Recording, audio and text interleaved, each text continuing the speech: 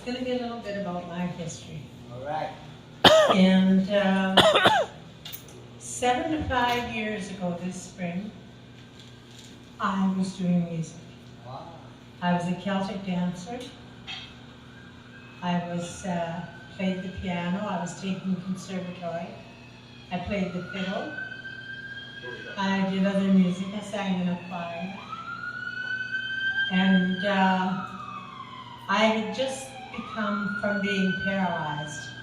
And I had decided as a very little girl that I would always live moving from sorrow to joy. And I would live in symbols. So my whole life is set up symbols, and I've written over 1,500 poems and stories now. And they're joining us again here. And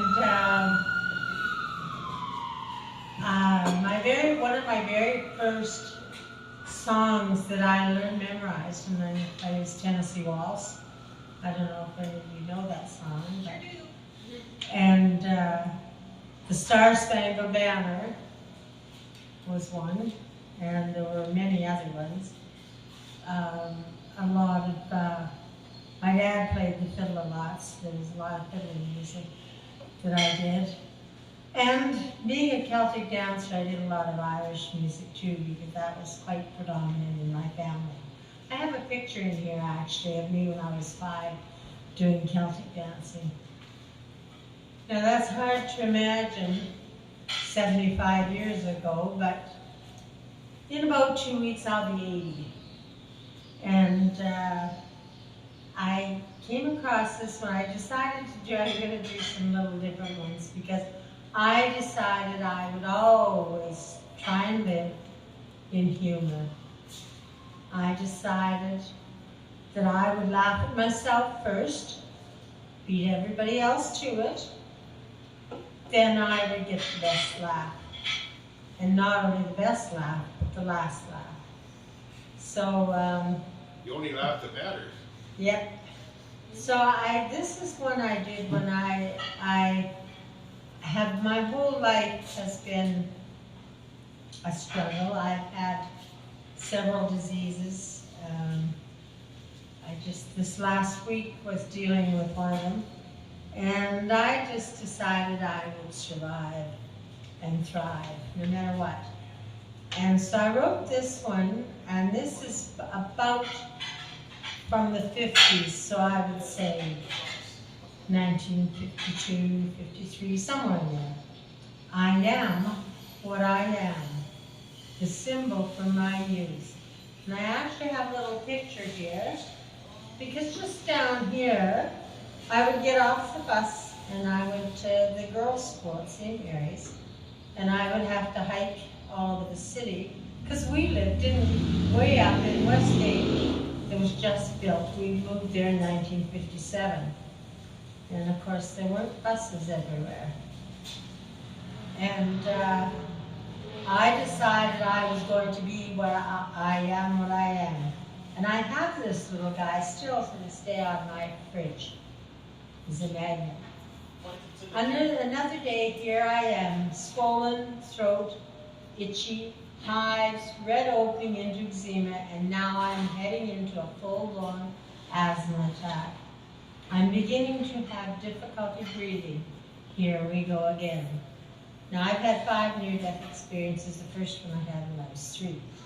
And I still have 18 tumors in my throat. All I wanted to do was look pretty, like all the other girls. Friends of mine wearing lipstick, powder, rouge, makeup, and perfume all seemed normal. So I wanted to be normal. Another night of staying at home alone, hiding in my room downstairs, afraid to be seen by anyone. Now, I actually was a singer at that time in a choir, too.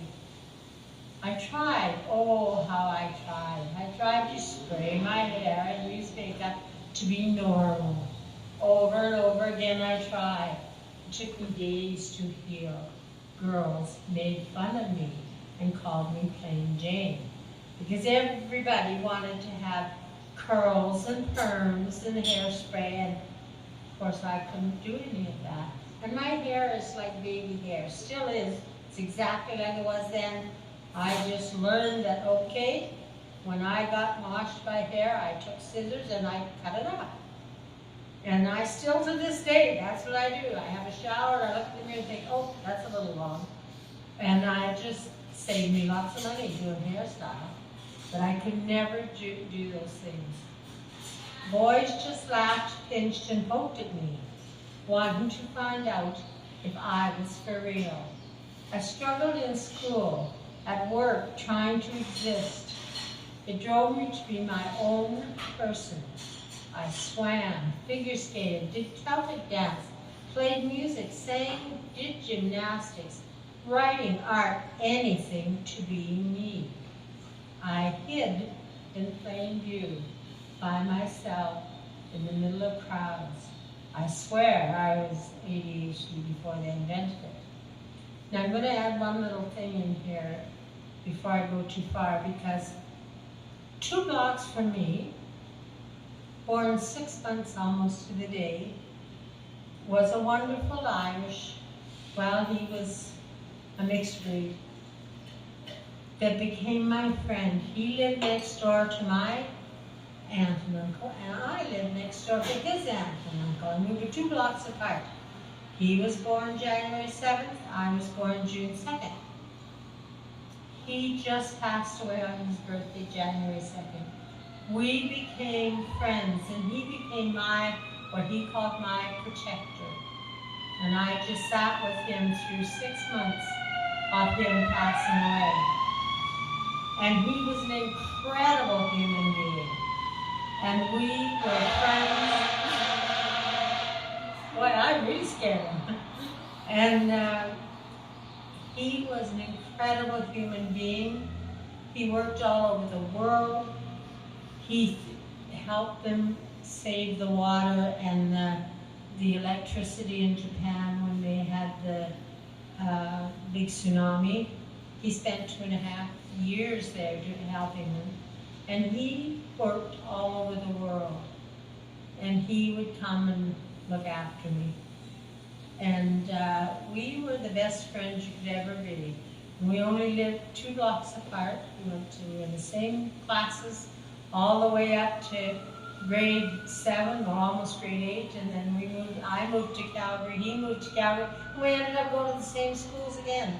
So we were together our 80 years, and which seems next to impossible. He told me I couldn't die till after next week, because he kicked the bucket on his 80th birthday. I had to at least last to my 80th birthday. So finally, one day I walked into a five and dime store, and I was laughing tonight because I was thinking it was just next to the Bay Metropolitan here and Woolworths. The equivalent of today's dollar store. Right here, right in front of me, was a little fridge magnet shaped like a yam, with a little grin on his happy face, and hands on his hips with attitude.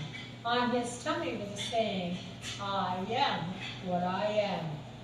Perfect, just for me, my first motto. My first symbol of who I needed to be. My life started to change. I gathered courage to be who I was destined to be. Periodically, I would be stupid and digress trying to be like everyone else. Every time I did, I ended up paying an extreme price until I became wise enough to say, no way. I built the courage and strength it took to be the naked-faced me. I am still free of most chemicals. Here it is, 70 years plus. The little guy is still a reminder for me stuck on my fridge, leading me to my journey of symbols. These many symbols of my life giving me strength, courage, and individuality, continuing to show me the way. I still and will always be, I am what I am. And in fact, one of my main ones that I hung on to for at least 50 years, it says, live, love, laugh, and I've always added enjoy to that. And I still wear it, and I would hang on to it for dear life many times. So I thought that might interest you. I'll read a couple more. Some of these are way too long, so I won't do it then. One little one I wrote is, I'm a canary, so they say, and I've been told a warning sign to protect the world. In mines and dangerous places they were, always taken there to warn, to protect, to let everyone know when dire danger was a need to express, when the worst was about to happen. The silence of the singing told everyone, get out, the killer has come. Run, run, run. Get to clean air, clean water, clean living, freedom to live, safety now to stay alive. This canary is becoming silent soon. Pay attention to the silence.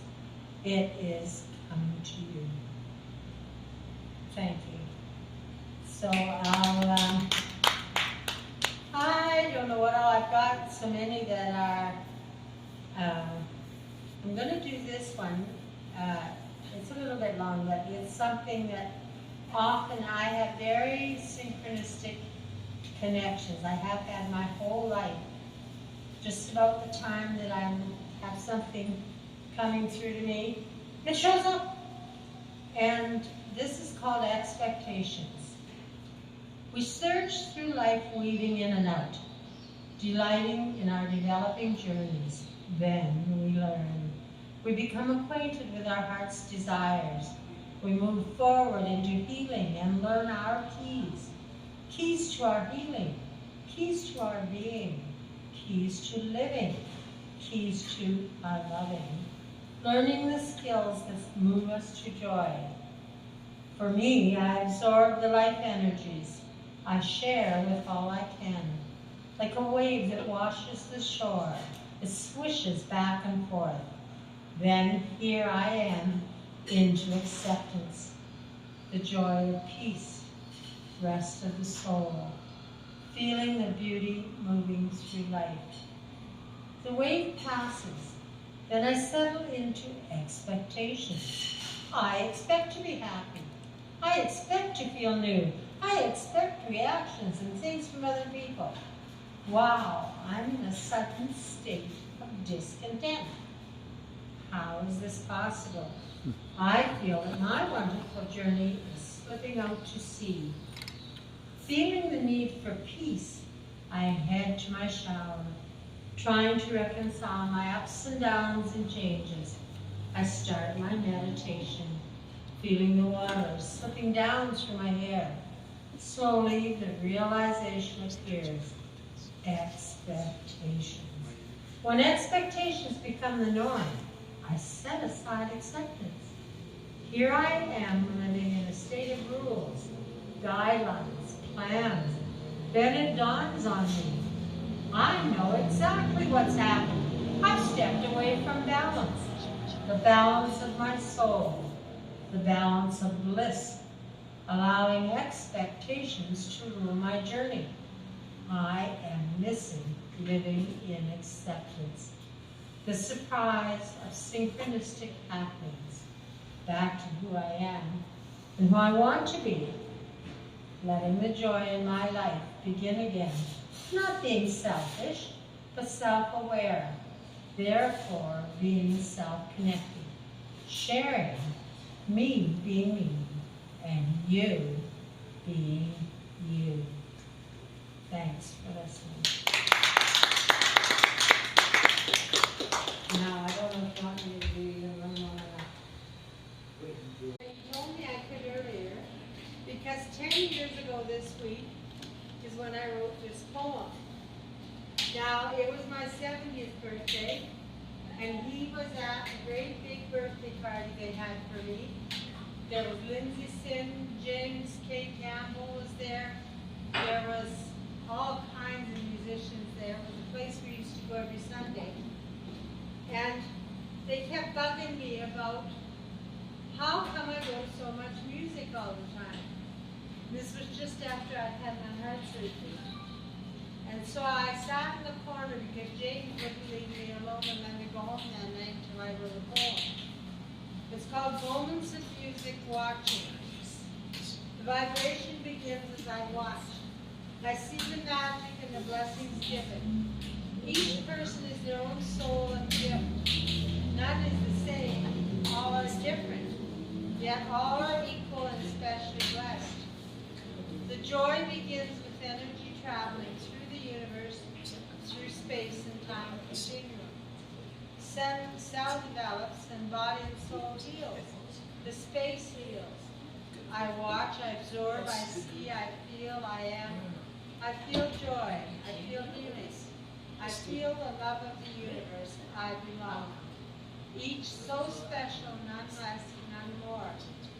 Different is good. Each beat is touching the soul. Each note reaching the world. I watch. I notice each sound is like a syllable of life. I watch. I absorb. I see. I hear. I share. I love. I listen. I feel the courage that it takes to perform. I see and hear each nuance of every musical sound. I am thankful for each developing sound and soul. Each place I go, everyone I meet and hear, doesn't matter where they're from in the world.